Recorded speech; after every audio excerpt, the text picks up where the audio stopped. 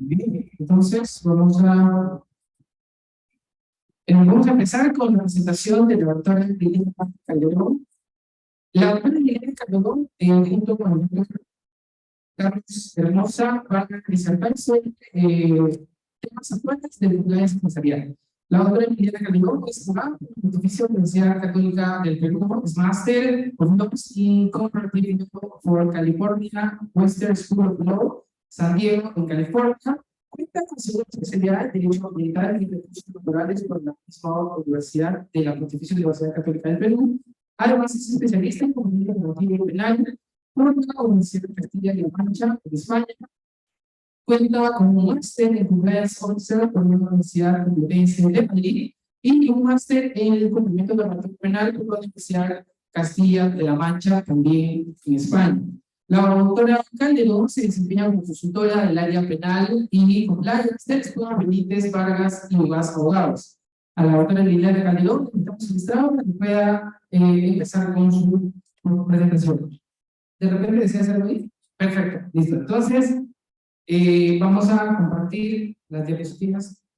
Sí, ¿qué tal?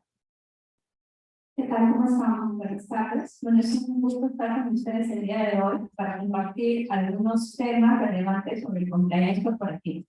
De hecho, hemos preparado una presentación en conjunto porque queríamos que la dinámica sea más en un tono de conversación y debate, para que sea un poco más dinámico. Y por supuesto, si tienen alguna pregunta, bienvenido.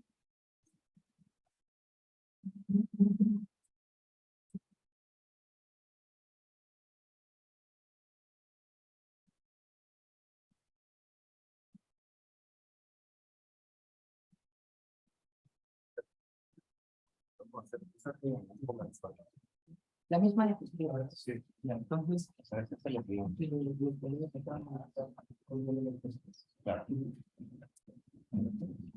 muy bien.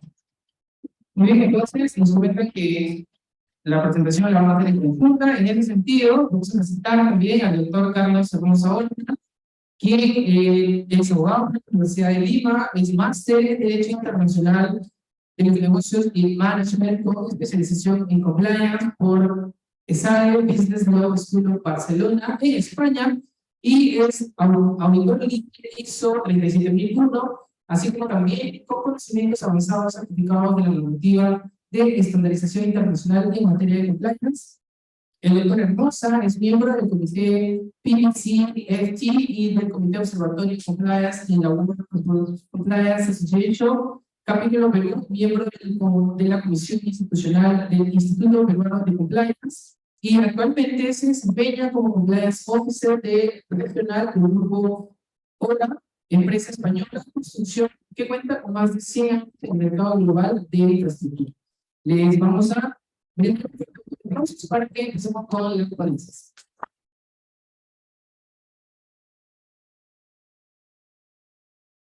Por favor.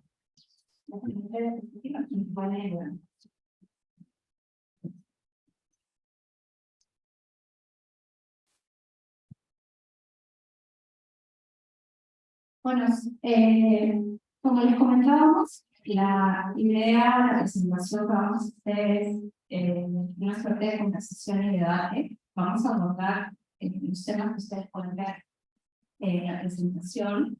Vamos a conversar un poco sobre el programa de compliance efectivos y robusto, la debida diligencia en general en las operaciones específicamente de M&A, las cláusulas de introducción de los contratos y hacia el final vamos a comentar un poco sobre la prevención del lavado de activos y financiamiento del terrorismo y las obligaciones que tienen los sujetos obligados a la religión. La siguiente, por favor.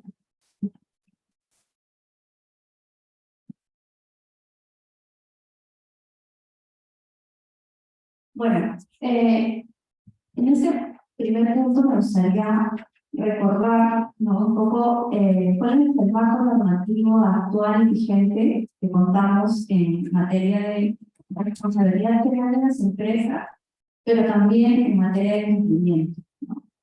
Y previamente me gustaría referirme al antecedente que es lo más importante que tenemos antes incluso de la ley 3424, ¿no? Que son las normas de prevención del lavado de activos.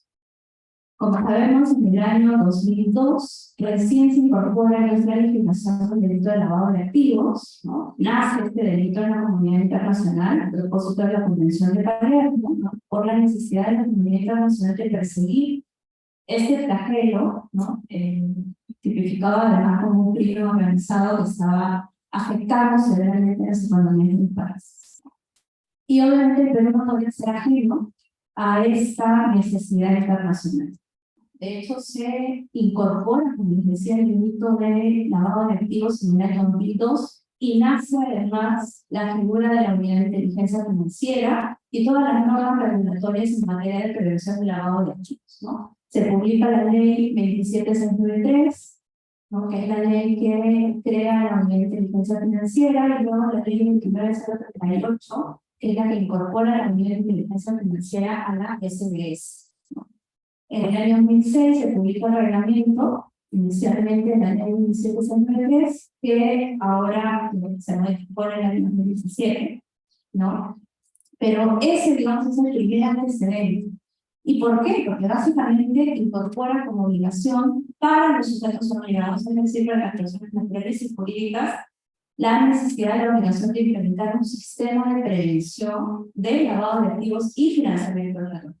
Y ese sistema de prevención es también un sistema de cumplimiento, porque tiene una serie de obligaciones que los sujetos obligados deben cumplir, ¿no? Para evitar una sanción, pero sobre todo para garantizar en el seno de sus organizaciones sistemas o procedimientos idóneos para prevenir, ¿no? Que sus organizaciones sean utilizadas para lavar activos o financiar actividades terroristas. Ese es el antecedente más importante que nosotros tenemos. Después de ello, ¿no? Ya más o menos en el año 2009, cuando el Perú manifiesta su deseo y necesidad de formar parte de la OCDE, la Convención Antisoborno, ¿no? La OCDE nos plantea una serie de requisitos, entre ellos regular la responsabilidad penal o administrativa de las personas jurídicas, ¿no? Era un requisito mínimo para ser social. Y desde el año 2009, ¿no? Que además sabemos que han pasado varios gobiernos, recién en el año 2016 se logra aprobar en el Congreso la ley 3424 que incorpora solamente el delito de cohecho activo transnacional, que es el soborno, ¿no? El soborno de funcionarios públicos extranjeros. Se logra publicar la ley, pero no entra en vigencia sino hasta el año 2018, ¿no? Y en el camino, además, tuvimos el decreto legislativo 1352, si no me equivoco, que amplía la responsabilidad penal de la empresa para incorporar otros delitos, ¿no? Porque el cohecho, perdón, porque el delito de lavado de activos, ¿no? Y el delito de cohecho. Posteriormente, se incorpora el delito de corrupción desleal, ¿no? Y el delito de tráfico de influencias. Esto hasta el año 2018. En el 2019 se publica el reglamento de la ley 3424 y en el reglamento se ve que se desarrollan los elementos mínimos que debe tener un programa de cumplimiento, ¿no? Y bueno, la reciente modificación que seguramente ustedes saben, ¿no? Se publicó la ley 31740 en marzo de este año, en mayo, perdón, de este año, ampliando nuevamente el catálogo de delitos por los cuales una empresa puede ser responsable penal. Y sí cabe destacar que entre esos delitos, creo yo, los que más han llamado la atención son los delitos tributarios y los delitos aduaneros.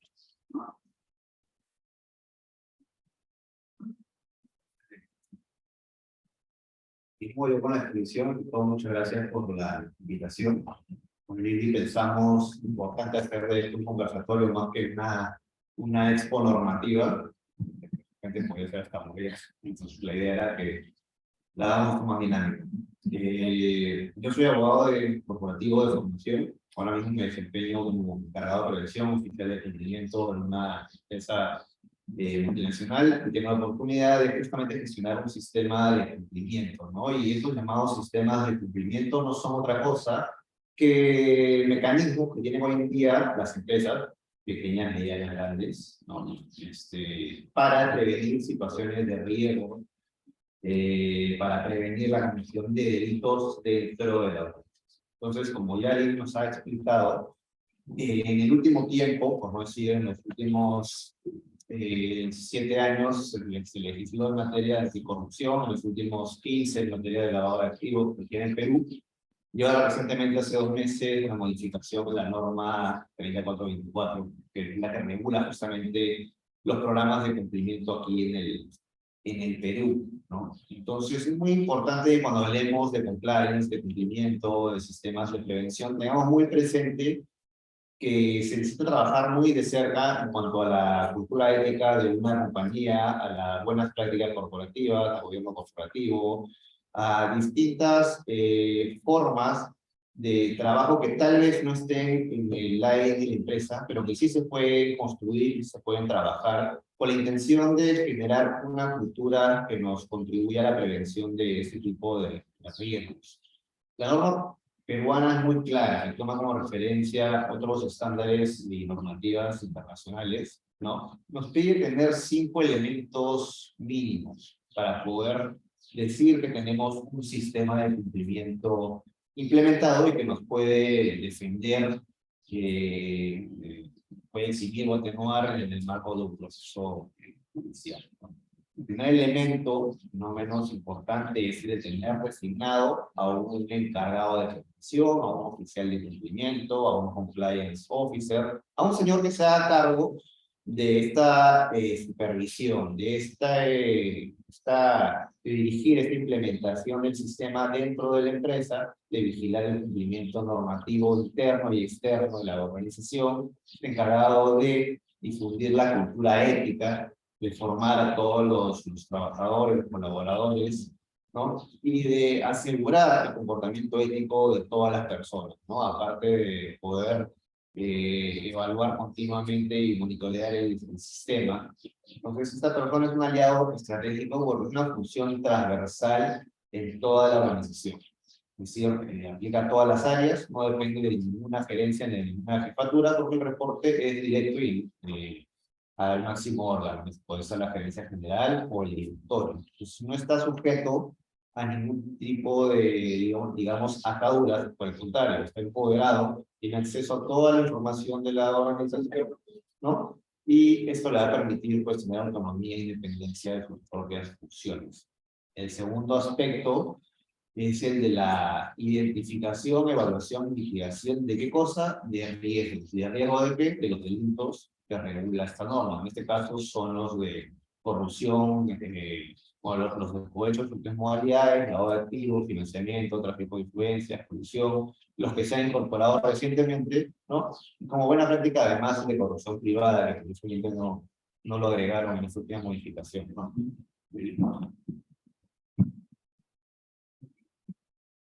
Como tercer elemento, y vimos que la norma contemplada debe tener el canal de cumplimiento, tenemos los canales de denuncia, ¿no? Los canales de denuncia se caracterizan por ser instrumentos vivos a través de los cuales los colaboradores o incluso terceros ajenos a la organización pueden presentar una denuncia o queja, ¿no? O preocupación, inquietud respecto a una situación potencialmente contraria a las políticas internas de la compañía o incluso con indicios de responsabilidad o de ilicitud. Y digo potencialmente porque pudiera ser que efectivamente existan muchas evidencias de que eso ha ocurrido, ¿no? Pero el canal de denuncias es abierto, ¿no? Tiene que tener además 2 características fundamentales. Una de ellas es la confidencialidad. Quien recibe la información debe guardar reservas de esta y no comunicar con terceros. Y segundo, garantizar que no se genere ninguna represalia contra el denunciante. Lejos de incentivar el uso del canal, si nosotros vamos a sancionar a la persona que está denunciando, lo que vamos a hacer es desalentar el uso del canal. Y de eso no se trata, sino se trata siempre de proteger al denunciante, realizar una investigación que culmine en en una decisión. De pronto el caso no tiene ningún sustento y se archiva, se cierra, o de pronto sí, y esto implica no solo una sanción a nivel laboral, de pronto despido, que sería más grave, pero incluso la compañía se puede plantear la posibilidad de realizar una denuncia ante el Ministerio Público por algún hecho contrario al Código Penal, ¿no? Y tenemos por último, ¿no? Hay siempre que implementar un seguimiento de denuncias o llamado canal ético, canal de denuncias, que está muy de moda hoy en día en todas las empresas. Esto en la práctica se traduce a un buzón de comunicaciones que pueda ser virtual, en la página web, que pueda ser un correo electrónico, que pueda estar recogido en intranet, que pueda ser un número de WhatsApp, que pueda ser un buzón físico. Hay distintas formas de poder recibir comunicaciones, consultas o dudas en torno a la normativa de la empresa o sospechas o denuncias propias sobre la comisión de algún ilícito dentro de la organización.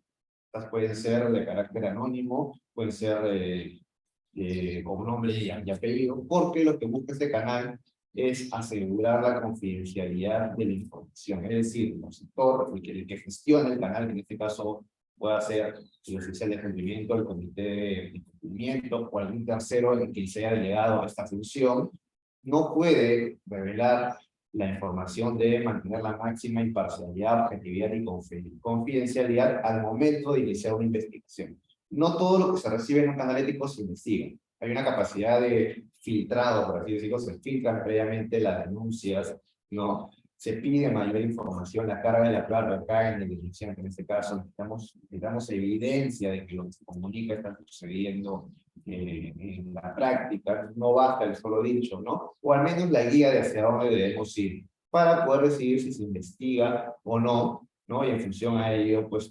indicar alguna medida correctiva o disciplinaria dentro de la empresa. Entonces, este elemento yo creo que es importante porque sirve como control detectivo, ¿no? Nos va a permitir detectar justamente potenciales situaciones o irregularidades que se llevan a cabo dentro de la empresa, ¿no? Y muchas veces esto viene de los mismos trabajadores, ¿no? El reporte, si bien es cierto, los canales éticos están puestos a disposición de todos los grupos de interés de la empresa. Todo el que conozca la empresa, todo el que tenga alguna relación con la empresa, los trabajadores muchas veces son los mismos que comunican los hechos, ¿no? Es fundamental asegurar de que no van a existir represalias contra el que lo comuniquen para generar esa confianza, ¿no? Y no más bien reforzar el miedo que puedan tener de que si yo comunico tal vez me despidan, ¿no? La función de cumplimiento es la encargada de justamente velar por eso, que no existan represalias.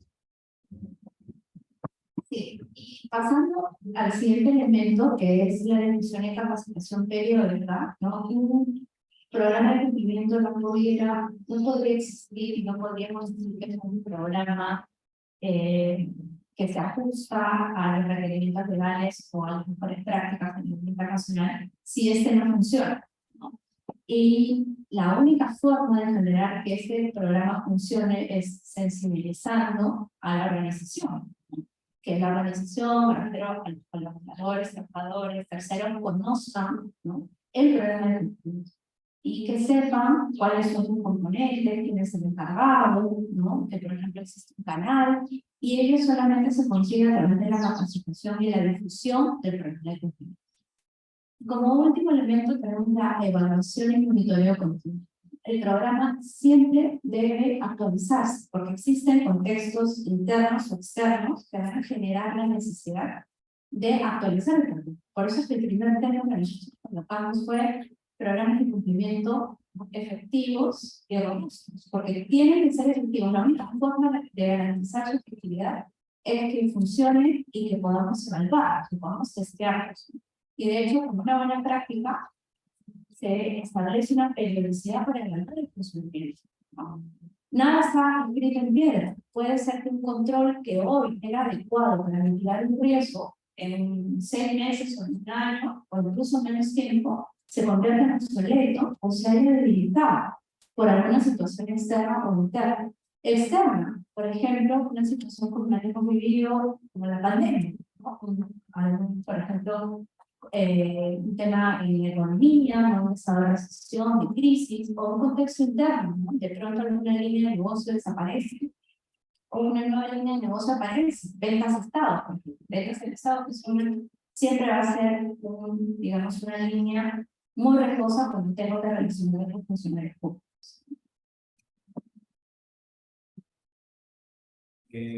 Un aspecto muy relevante dentro de los mecanismos de control que debemos tener implementados en un sistema de cumplimiento dentro de cualquier empresa es la debida diligencia, ¿no?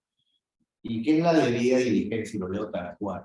Es un proceso que, mediante una investigación y un análisis previo, nos permite conocer a una tercera parte, descubrir posibles riesgos durante la relación con esta y tomar una decisión adecuada. Entonces, esta labor de conocimiento previo, una tercera parte, intentamos la tercera parte a cualquier cliente, socio del negocio, proveedor, contratista, asociado, trabajador, ¿no? Todos ellos son terceras partes de la empresa, ¿no?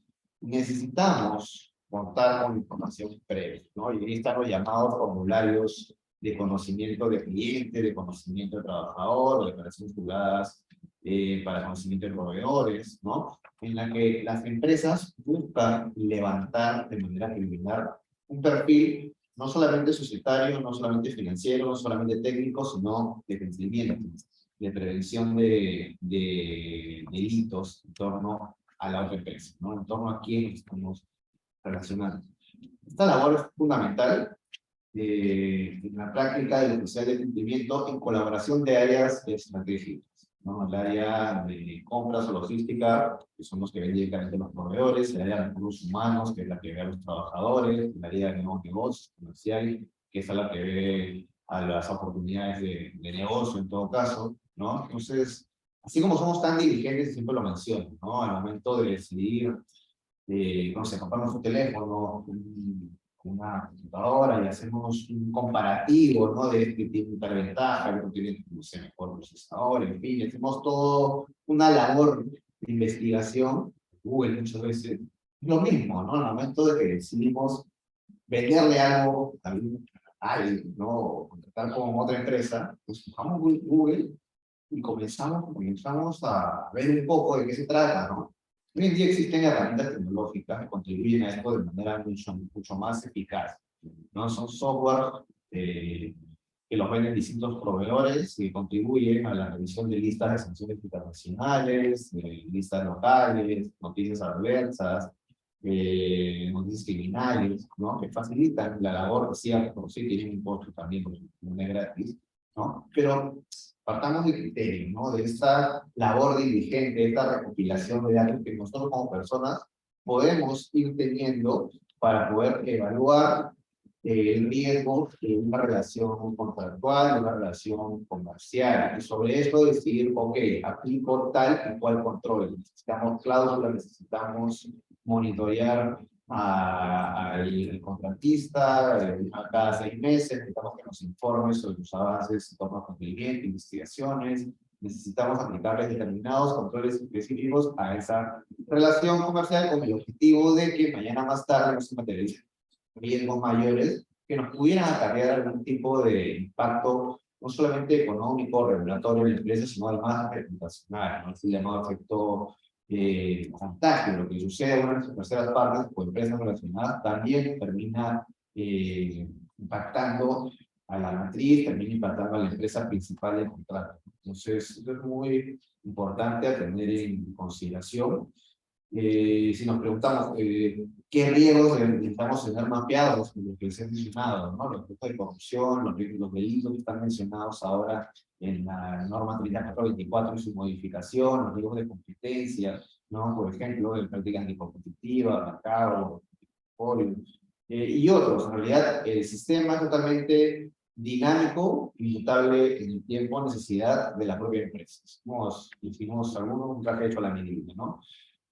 ¿Hasta qué tanto nosotros queremos llegar como empresa a poder identificar los riesgos a los que estamos expuestos. Riesgos laborales, riesgos ambientales, riesgos de seguridad. Y sí, el sistema puede cubrir estos aspectos, pero la base va a ser siempre los delitos que están regulados y por los cuales se puede sancionar penalmente, o bueno, administrativamente, como el sistema de previsto, a las empresas.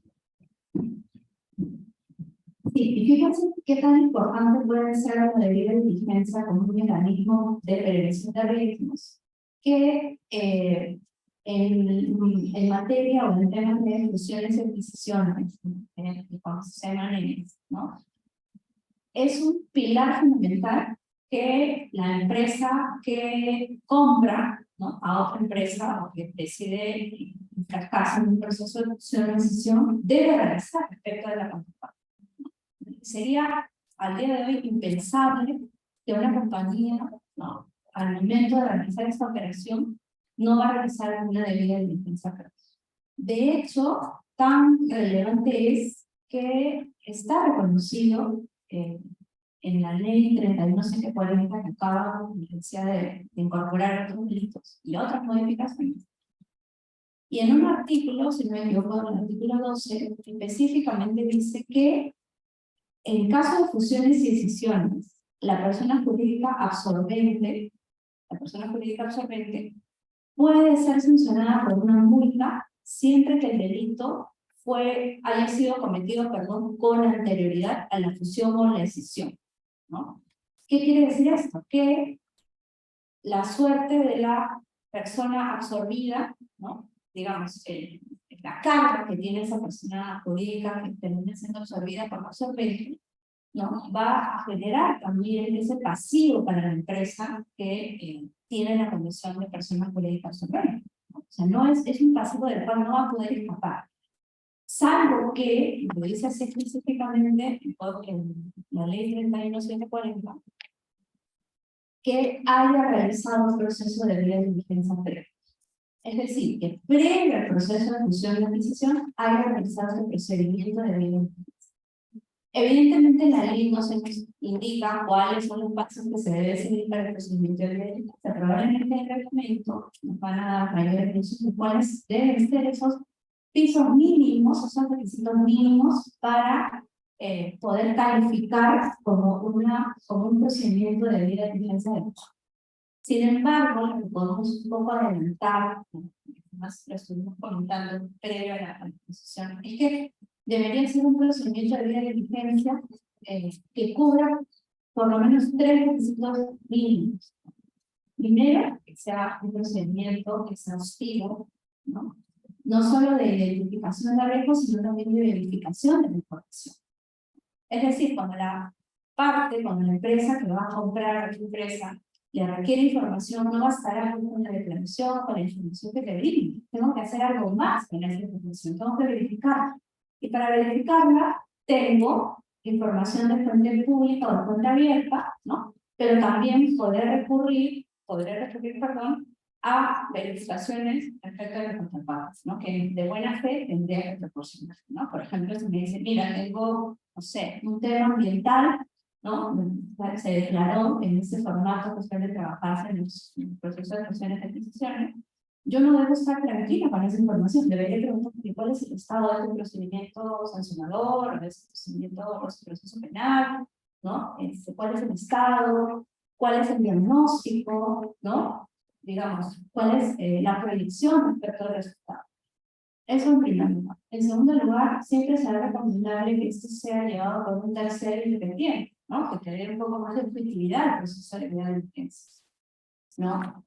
Y en tercer lugar, ¿no?, también cubrirnos un poco con la declaración jurada que se puedan cursar partes, ¿no?, en torno a la información que se brinda.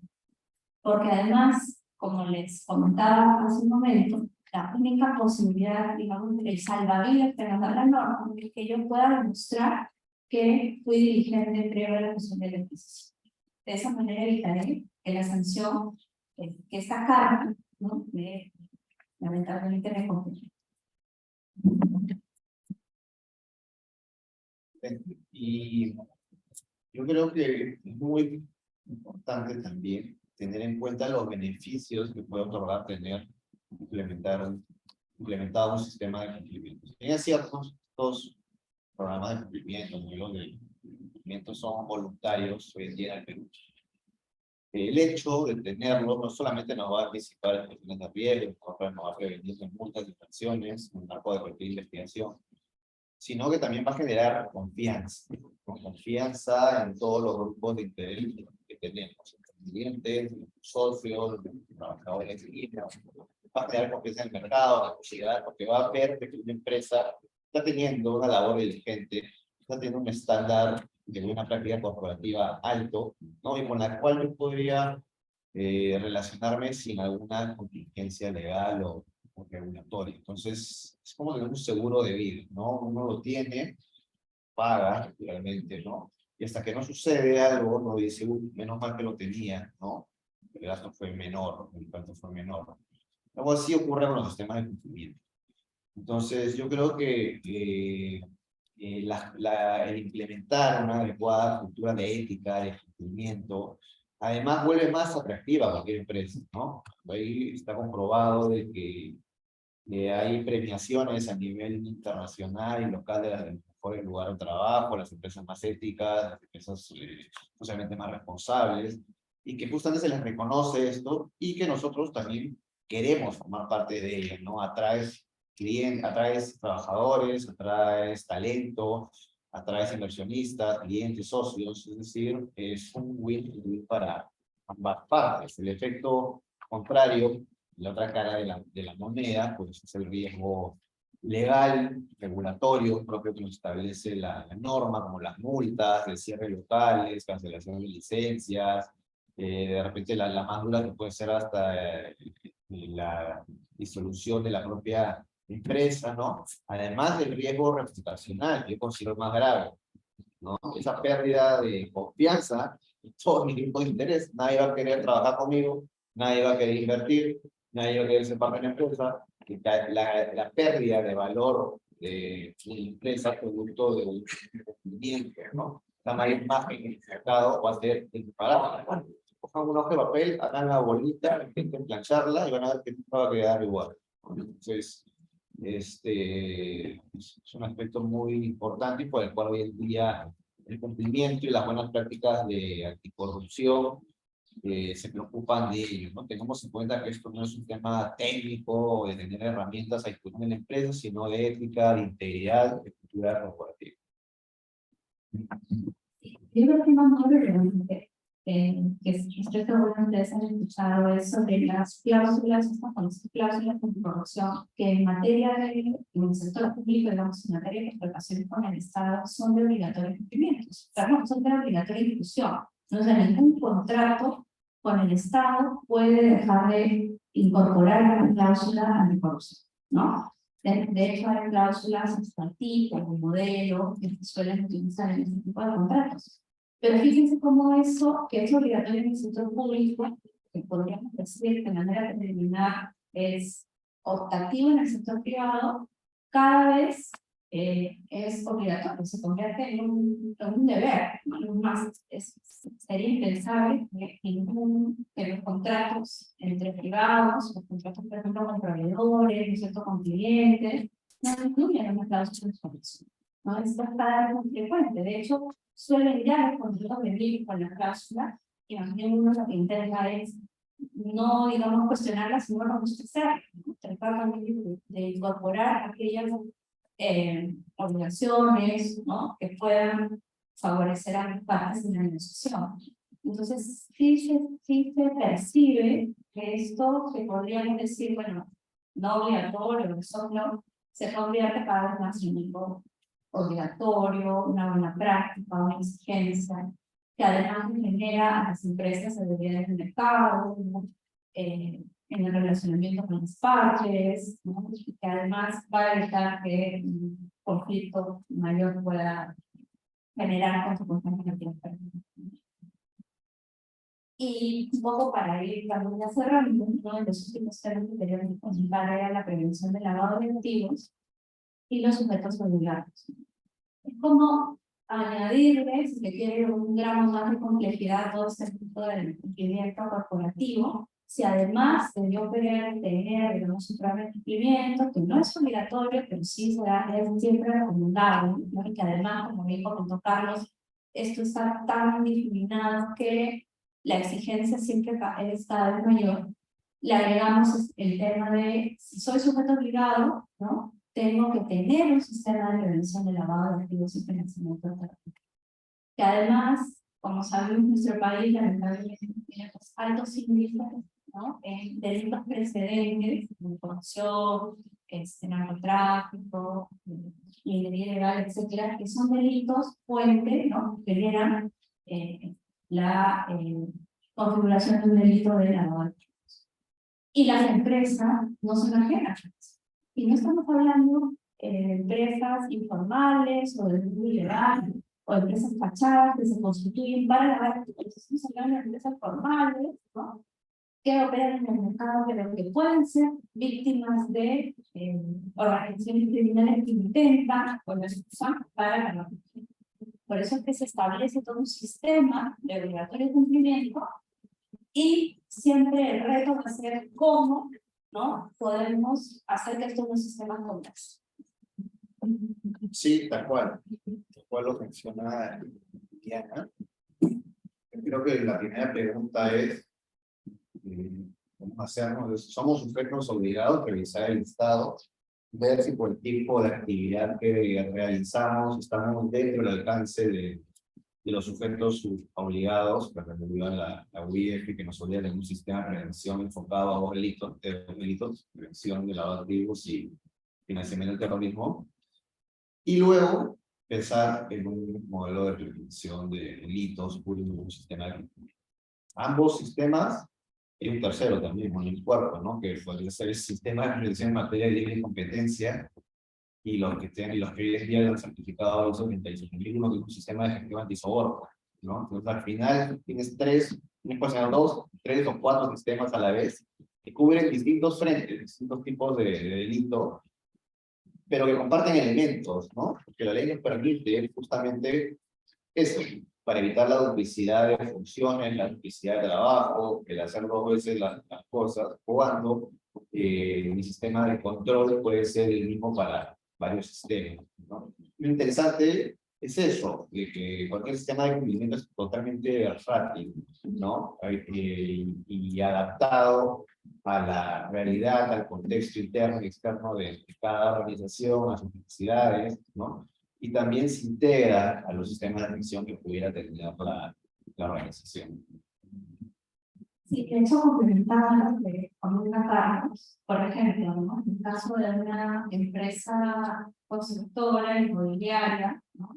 Podría ser la empresa donde tú actualmente te desempeñas como oficial de cumplimiento, tiene justamente esta particularidad, ¿no? Puede ser sujeto privado, si para esas operaciones, según la norma de inmobiliaria o de construcción, ¿no? Pero a su vez tienes un sistema de cumplimiento basado en la ley 3424, anticorrupción, y a su vez podrías tener una ISO 37001 para prevenir riesgos de corrupción específicamente. Y solo para darles un ejemplo, en los tres casos que he mencionado, los tres sistemas, tienes que identificar a tu cliente. Es la pieza clave de cualquier negocio, ¿no? ¿Qué quiere decir eso? Tienes que establecer políticas, ¿no? Procedimientos para conocer a tu cliente, para identificarlo, para verificar la información que te viene el cliente y para monitorear, para revisar su información. Y yo entiendo que ese procedimiento puede servir para nuestro sistema. Entonces, podemos encontrar puntos en común en los cuales no tengamos que hacer esta publicidad, pero ahí está el reto, digamos, ¿no? De los oficiales de cumplimiento, los encargados de prevención, de la gerencia de cumplimiento y obviamente del directorio o del órgano de mayor jerarquía que debe estar comprometido con el funcionamiento del sistema de cumplimiento. Sí, tal cual, nada de esto va a funcionar. Todo lo que les hemos hablado no va a tener sentido si es que la gerencia general, el directorio, no son los primeros llamados y sentados el día 1 que se decide implementar un nuevo sistema dentro de la organización. Son los primeros que deben respaldar a la idea de poder, independientemente de la función de cumplimiento, los que de cumplimiento deben participar de las capacitaciones, formaciones, deben participar en el establecimiento de objetivos, ¿no? Deben tomar recursos también, sí, deben estar totalmente involucrados en lo que es propiamente la cultura de cumplimiento que se está dando dentro de eso. Y de ahí va a dar el mensaje a jefes, gerencias y así sucesivamente hasta la última persona de la organización, ¿no? Para que mañana más tarde no exista alguien que diga, yo no sabía que teníamos un código ético, yo no sabía que estaba prohibido los conflictos de interés, o que teníamos una política de corrupción, es decir, la labor de conocimiento y de sensibilización, de cercanía con todos es vital para llevar a cabo esta función. Yo, de mi parte, les agradezco por su interés y presencia. Pues, si tienen alguna pregunta, igual estamos abiertos para responder. Sí, también opinado, muchas gracias. Si tienen alguna pregunta. Sí, muchas gracias a los doctores, a la doctora Liliana Calderón, y a Carlos Esposa, por su disertación respecto de temas actuales y compliance empresarial. Nos invitamos al público, de repente tiene alguien alguna pregunta para poder formular a los doctores presentes. Estimado colega, lo escuchamos. Gracias por todo, que logra escuchar, doctor. Estos ambientes, si bien en nuestro país aún actualmente no se escucha muy bien el tema de la implementación de la norma ISO del 2021, la pregunta sería, ¿qué tan importante sería implementar quizás la obligatoriedad de que el sector público implemente el sistema o el sistema ISO 37001 para el tema de la contratación con el sector privado? A ver, ahorita no es obligatorio, pero al menos de los privados hacia el público, en licitaciones se otorgan hasta 2 puntos en licitaciones públicas por tener una ISO 37001 certificada, ¿no? Y de hecho es un incentivo para los que tienen como negocio por licitar con el Estado, trabajar con el Estado, proyectos como por ejemplo puede ser en nuestro caso, tener una ISO que sea una credencial y que además nos bonifique, ¿no? Ya les digo de que tener la ISO, tener otra certificación no asegura de que exista riesgo cero, que no existe, ¿no? Sin embargo, la verdad es que el sistema va a contribuir mucho a eso. No sé si con eso respondí a su pregunta. Sí, claro, claro. Muchísimas gracias, doctor. Doctora, ¿desea complementar? Solo quería complementar con algo. Lo que tenemos en el sistema público son los llamados sistemas de integridad, ¿no? El sector público es un sistema de integridad que nace con el decreto previo 18, si no me equivoco, en el año 2018, con la creación de los programas, los sistemas de integridad y la Secretaría Nacional de Lucha contra la Corrupción, la Secretaría de Integridad. Y la voluntad, en todo caso, es que todas las instituciones del Estado cuenten con un sistema de integridad que sería un proyecto de crecimiento privado, el civil del sector privado. Y el objetivo, además, es el principal, es que el sector privado, el sector público, perdón, se puedan prevenir riesgos de construcción principalmente con estos sistemas de compliance público. Y de hecho, muchas instituciones del Estado tienen esos, ¿no? Porque la ISO no es mejor para privados. Y creo que eso también genera incentivos que mencionaba Carlos, ¿no? Para evitar pagar con corrupción. Creo que es todo lo que pueda aportar el sector privado al sector público es ideal. Todo aquello que pueda tener, digamos, aquello de más que pueda tener el sector público en la entidad. Siempre va a ser positivo. Muchas gracias a la doctora Liliana Calderón y al doctor Carlos Esposa por su respuesta. Tenemos también la intervención de Gloria. Adelante. Eduardo Fluker, una pregunta dirigida a vos. ¿Cómo se maneja esto de compliance en un tema muy específico que está muy de moda en estos días, pero que siempre lo hubo, que son los conflictos de interés? Muy bien, muchas gracias. Promotores. La pregunta fue cómo se maneja el compliance de los conflictos de interés. A ver, el sector, desde el sector, ahora lo comentamos. El Luego, sector privado, siempre lo hubo, siempre hubo interés, pero recién en los últimos años se han comenzado a focalizar.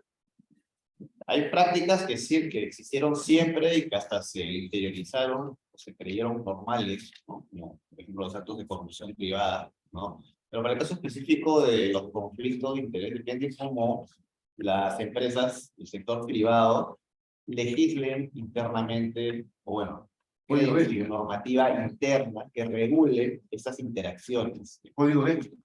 El código ético, el procedimiento de conflictos de interés que tipifique o que establezca qué es un conflicto de interés o un potencial conflicto de interés, ¿no? Que se permita Y que permita al colaborador, al trabajador, comunicar oportunamente esta situación.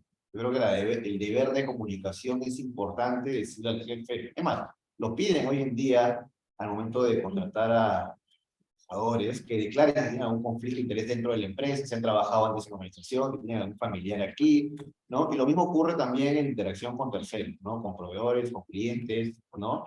¿Y qué pasaría si justo al que le estoy comprando es un familiar mío y directo, ¿no? Justamente en esa línea hay que también tener cuidado en qué se entiende el familiar. Pues con el código civil. Hay relaciones, digamos, personales, cuasi familiares, pero que en rigor no lo son. Por ejemplo, la relación de pareja de personas casadas. Claro. Que no caen dentro del ámbito. Hay instituciones que, La amante, perdóname el ejemplo. claro, hay instituciones, hay empresas que prohíben, por ejemplo, las relaciones sentimentales dentro de la organización, ¿no? Otras las permiten, por ejemplo, en mi caso, ¿no? Pero ponen un control adicional que es que no estén en línea jerárquica de dependencia, ¿no? Que el novio o el esposo no pueda ser el jefe de la novia o la esposa, por ejemplo, ¿no? Para evitar de que tengan una actividad directa en el día a día de la empresa. Eso nunca será perfecto. Esto se va haciendo de acuerdo a la necesidad propia al menos del sector privado, estoy contando, ¿no? Cómo es que lo funciona. Yo creo que la labor de comunicación y de preaviso antes de, como el hecho de que uno se presenta un trabajo, entra a la planilla de una empresa y resulta que uno también tiene una consultora, uno también participa en otra empresa, no lo declaras, ¿no? Y resulta que también estabas percibiendo ingresos por No lo dice. por las otras fuentes. Exacto, ¿no? Entonces, es muy importante comunicarlo previamente. Sí, Muy bien, doctora. Sí, sí, y bueno, y yo quería añadir algo, ¿no? Y es que, per se, un conflicto de interés puede no ser malo, puede no ser negativo, per se. No sé, Todo depende, claro, porque además pueden haber conflictos potenciales que tú no te representas en este momento, ¿no? Imagínense, yo entro a trabajar hoy a una empresa, ¿no? Y, no sé, por algún X razón, resulta que la empresa tiene que contratar a un proveedor, ¿no? O que tiene una relación conmigo, por ejemplo, ¿no? Entonces, esa situación, al momento en el que yo empecé a ver, no existía, ni siquiera yo tenía cómo saber que existía. Pero lo importante es transparentar, es decir, declarar, ¿no? Transparentar la información para que la compañía pueda tomar acciones, como dice Carlos, y prevenir una situación en la cual se pueda generar una relación injusta, ¿no? Un favorecimiento indebido, o por ejemplo, que yo tenga la condición de trabajador y proveedor, ¿no? Imagínense, yo soy trabajadora, hace un tiempo mi empresa familiar es proveedora de la empresa, y yo decido la contratación, yo decido el pago, entonces hay un clarísimo conflicto de interés que está afectando los intereses de la empresa. Pero si yo lo transparente, de hecho yo tengo clientes que más o menos se mueven en este sistema, ¿no? Sí, transparente en el conflicto, ¿no? Pero esa persona ya no decide la contratación ni el pago, ni absolutamente nada. Muchas veces lo que hacen idiomas, lo que hay es el 7 idiomas. Muy bien, entonces muchísimas gracias a nuestro colega, también a los doctores, fuerte y los aplausos para la presentación de temas actuales en compliance empresarial. A los doctores les invitamos por favor al frente del estrado para poder hacer la entrega del certificado respectivo de su calidad de expositores y también un reconocimiento a nombre de nuestra organización, el Colegio de Abogados de Lima y la Facultad de Ciencias Políticas de la Universidad Nacional Emilio Batizán de Huaca. Es importante también precisar que tanto como los doctores Calderón y el doctor Hermosa nos van a acompañar y presentamos a lo largo de los años que hemos ido realizando actividades epilógicas. Gracias. Muchísimas gracias. Voy a utilizar la versión de los doctores de compliance. Vamos a continuar.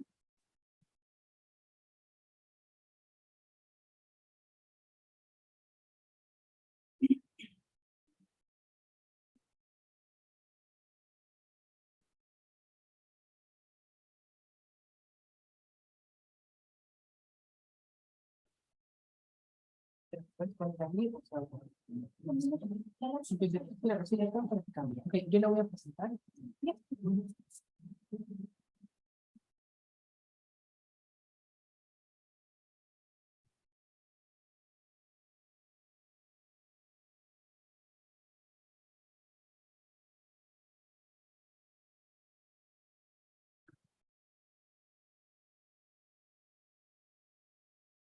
Acto seguido, para continuar con las ponencias de esta tarde, vamos a contar con una grata presencia en compañía de la doctora Karina Olano, quien nos va a disertar sobre derechos del consumidor financiero. La doctora es abogada colegiada con más de 10 años de experiencia en el sistema financiero, también se ha desempeñado en Citibank del Perú y en el Banco Interamericano de Finanzas. Actualmente, la doctora Olano se desempeña como líder del equipo del área de competencia de datos personales del estudio BBGS Abogados, en la que ha tenido la oportunidad de asesorar y patrocinar sobre temas de protección del consumidor, gestión de conducta del mercado, datos personales, competencia desleal, tecnología, propiedad industrial, propiedad intelectual y libre competencia a empresas de diversos grupos como el sector financiero, sector educación, sector retail, sector entretenimiento, entre otros sectores.